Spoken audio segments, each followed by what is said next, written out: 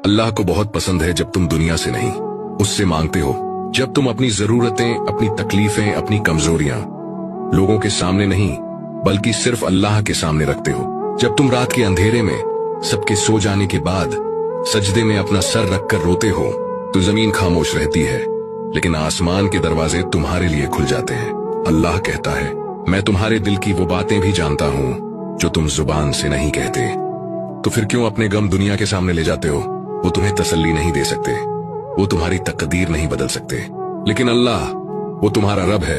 वो कुन कहकर हर नामुमकिन को मुमकिन बना देता है। जब तुम अपने आंसुओं के साथ दुआ करते हो तो वो आंसू जमीन पर नहीं गिरते, वो अर्श के करीब चले जाते हैं जहां रहमत के दरवाजे तुम्हारे इंतजार में होते हैं। तो बस याद रखो, अल्लाह को तुम्हारा रोना, तुम्हारा मांगना, तुम्हारा झुक जाना बहुत पसंद है। वो तुम्हारे अल्फाज से नहीं तुम्हारे दिल के दर्द से सुनता है। इसलिए आज से किसी के आगे हाथ मत फैलाओ।